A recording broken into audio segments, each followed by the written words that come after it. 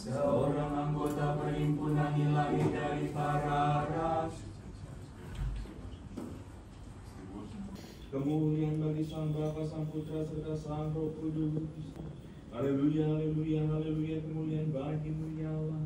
Pujilah Tuhan hai jiwaku, aku hendak memuliakan Tuhan selama aku hidup. Pada hari itu juga lenyaplah maksud-maksudnya.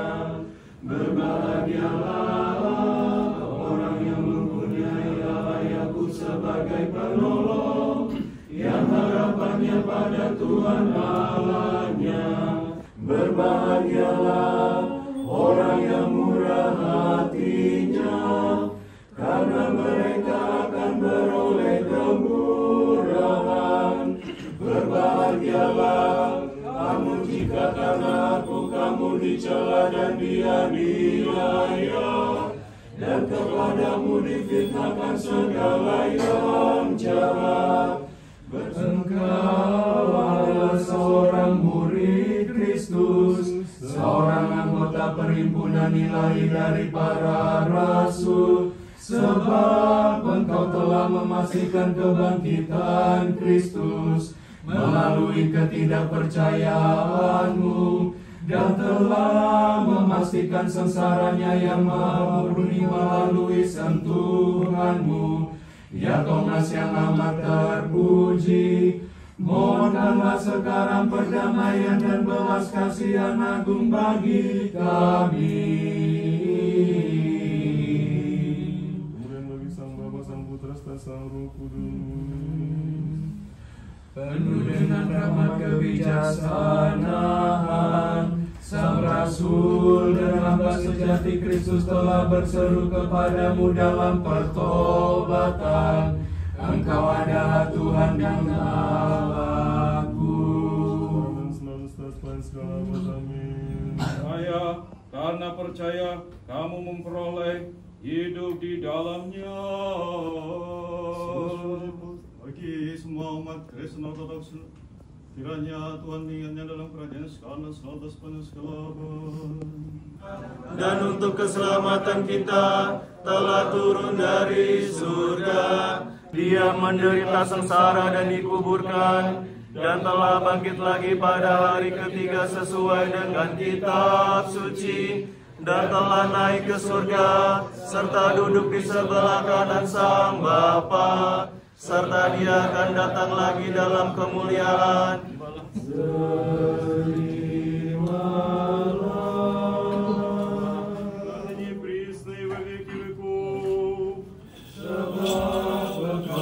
Memastikan kebangkitan Kristus melalui ketidakpercayaanmu. Освящается образ всей благодати Святаго Духа, терпения воды все священное. Во имя Отца и Сына и Святаго Духа. Аминь. Во имя Отца и Сына и Святаго Духа. Dalam nama Sang Bapa dan Sang Putra dan Sang Roh Kudus. Поздравляю вас с престольным праздником вашего прихода. Saya mengucapkan selamat Hari Raya Santo Pelindung Paroki untuk gereja Anda. Престольный праздник прихода всегда еще называется Малой Пасхой. Hari Santo Pelindung Paroki itu juga disebut sebagai Paskah kecil. Потому что это Пасха для этого святого. Karena ini adalah Paskah bagi Santo itu.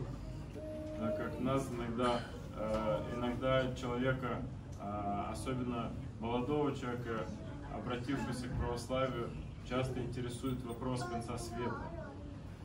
Seringkali seseorang yang baru menjadi ortodoks atau yang tertarik dengan iman ortodoks itu menanyakan mengenai isu akhir zaman. Они ищут везде признаки апокалипсиса. Mereka mencari di mana-mana tanda kiamat. Но это не очень нужно. Tetapi itu bukanlah hal yang diperlukan. Потому что момент нашей личной смерти это и есть наш личный апокалипсис. Karena momen saat kita meninggal secara pribadi, itulah kiamat pribadi kita.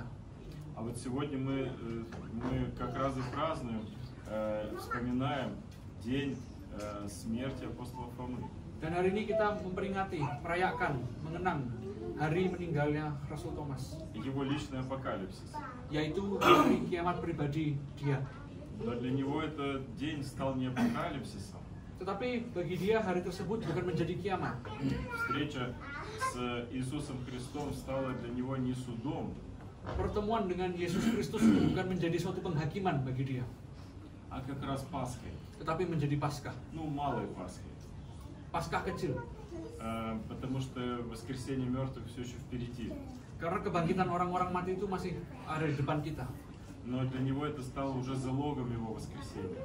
Tapi bagi dia hal ini sudah menjadi suatu simpanan, tabungan untuk kebangkitan dia nanti. Потому что он встретился не с судьей, Karena dia berjumpa bukan dengan sang hakim, а с любящим отцом. tetapi dengan Bapa yang penuh kasih. Ведь Бог для всех одинаковый. Sebab Tuhan itu sama bagi semua orang. Почему же он может быть для одних судьей, для других отцом? Mengapa dia bisa menjadi seorang hakim bagi beberapa orang dan menjadi seorang bapa yang mengasihi bagi orang lain? А это уже зависит от того, кто к нему приходит. Hal itu sudah tergantung dari siapa yang mendekati dia. Если к Богу приходит любящий ребенок, Jika yang mendekati Tuhan itu adalah seorang anak yang penuh kasih, сын или дочь, seorang putra atau putri, то и Бог для него отец. maka Allah akan menjadi seorang bapa bagi mereka. А если приходит преступник, Tapi jika seorang penjahat yang datang, то Бог для него судья. maka Allah akan menjadi seorang hakim bagi dia. Вот и вся разница. Itulah perbedaannya. То есть это абсолютно в наших руках. Jadi semuanya ada di tangan kita. Даже больше это наша ответственность, Bahkan lebih lagi, ini adalah tanggung jawab kita чтобы стать детьми Богу. untuk menjadi anak-anak Allah. Как Спаситель и учил своих учеников молиться. Sebagaimana Sang Juru Selamat mengajarkan para muridnya untuk berdoa. Отче наш, который на небе. Bapa kami yang ada di surga. Отец. Bapa. И вот сегодня день Пасхи апостола Фомы. Dan hari ini adalah hari Paskah Rasul Thomas. Удивительный апостол, Rasul yang mengejutkan, который ближе всех других апостолов добрался к Юго-Восточной Азии. yang lebih dekat dari semua rasul jika dihitung dari jarak perjalanannya. Dia singgah di jarak yang paling dekat dengan Asia Tenggara. Даже он единственный, кто вообще в эту сторону пошел. Bahkan dia sebenarnya satu-satunya orang yang pergi ke arah belahan dunia sebelah sana. Все нормальные апостолы остались в Европе. Semua rasul-rasul yang normal bertahan di Eropa. Странный апостол Фома. Nah, ini Rasul Thomas yang aneh. Чего он пошел в эту Азию? Kenapa dia pergi ke Asia? И надо запомнить, что нужно учесть, что он был самым странным из апостолов. Dan harus diperhitungkan bahwa dia adalah rasul yang paling aneh dari semua rasul. У всех апостолов были небольшие отличия, Semua rasul itu bedanya tipis antara satu sama lain. но очень маленькие. Jadi kecil sekali perbedaan. Мы знаем, что апостол Петр был чуть-чуть такой быстрый в действиях, Kita в tahu, рассуждениях. kita tahu kalau Rasul Petrus itu lebih cepat bertindak daripada berbicara. Апостол Иоанн Богослов был таким очень самым бесстрашным, верным, но и самым молодым, может из-за этого и бесстрашным. Rasul Yohanes sang teolog adalah orang yang paling tidak punya rasa takut dan yang paling setia. Tapi mungkin karena dia justru rasul yang paling muda, jadi dia paling tidak takut. И никому больше так, ну может Петру, когда он просил, когда Христос спрашивал, любишь ли ты меня, уделено время в Евангелии. Dan mungkin tidak semua rasul, mungkin Petrus saja ya mungkin. Ketika Yesus menanyakan apakah engkau mengasihi aku, jadi ada suatu potongan yang di dalam kisah Injil tersebut yang didedikasikan kepada Rasul Petrus. Но все апостолы как-то равны. Tapi selain dari itu semua rasul seakan-akan setara. Выделился только апостол Фома, Hanya Rasul Thomas yang digarisbawahi, который постоянно становился центром событий. yang selalu menjadi pusat suatu peristiwa. Ему нужно было вложить руки в язвы от ран Спасителя. Dia harus meletakkan tangannya menyentuh luka dan lubang Juru Selamat itu. Ему нужно было потрогать Спасителя. Dia harus menyentuh Sang Juru Selamat. Почему так? Kenapa seperti itu? И он же отправился совсем в другую страну, необычную страну, очень отличную от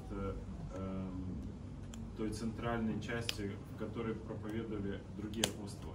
Dan dia pergi ke belahan dunia yang sama sekali berbeda, yang berbeda dengan cukup signifikan jika dibandingkan dengan pusat pewartaan pertama para rasul. Потому что проповедовать тем же каким-то палестинцам или даже северным варягам, это совсем другое, чем проповедовать индийцам.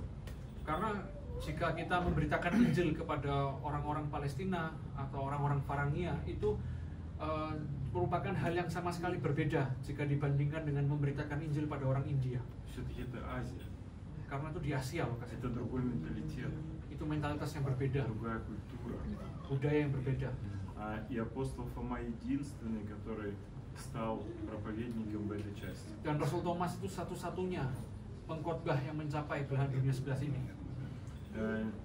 Наверняка не без промысла этот апостол выбрал себе быть покровителем этого прихода.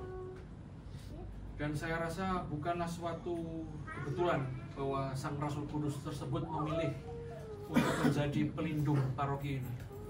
И вы видите, как умножается этот приход. Dan Anda melihat bagaimana paroki ini berlipat ganda jumlahnya. И, конечно, это такие мысли вызывают, Tentu saja pemikiran-pemikiran ini memanggil что Господь устраивает свой промысел. bahwa Tuhan itu membentuk dan melaksanakan penyelenggaraannya. Но Бог всегда устраивает свой промысел. Tetapi Allah selalu mengikuti penyelenggaraannya. Почему же не всегда это видно? Tetapi kenapa tidak selalu kelihatan hal ini? Потому что часто он не нужен людям. Karena seringkali dia tidak diperlukan oleh manusia. Мы видим, как его даже гнали, прогоняли. Kita melihat bagaimana dia diusir, dikucilkan. Да, он часто неудобен. Dan Христос часто неудобен. Kristus senantiasa merasakan suatu ketidaknyamanan. Это как такой свет яркий зажигается в комнате. Ini seperti menyalakan lampu yang terang sekali di dalam satu А kamar. люди говорят, нет, нет, это слишком ярко, давайте поменьше. Lalu orang-orang mengatakan, tidak, ini terlalu cerah. Tolong diredupkan sedikit. Яркий свет может выдержать только чистота. Hanya kemurnian yang dapat bertahan menghadapi cahaya yang terang. А грех обжигается от яркого света. Dan dosa dihanguskan oleh cahaya terang itu. И здесь либо человек смиряется Dan di sini entah orang tersebut merendahkan hatinya и дает возможность этому свету выжечь этот грех в своей жизни. dan memberikan kesempatan bagi cahaya tersebut untuk menghanguskan dosa-dosa dalam hidupnya, Либо человек прогоняет этот свет из своей жизни. atau orang tersebut mengusir cahaya tersebut dari hidupnya.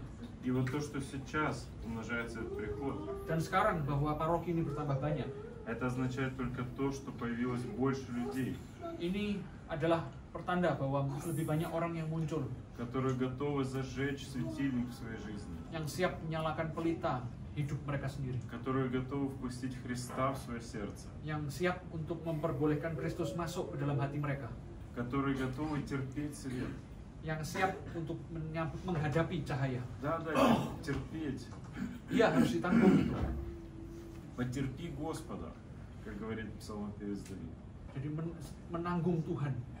Ini seperti yang dikatakan oleh Mazmur Daud. Нужно потерпеть Господа. Kita harus menanggung Tuhan. Значит, появилось больше людей, которые готовы смиряться. Berarti lebih banyak orang yang muncul yang siap untuk merendahkan hatinya.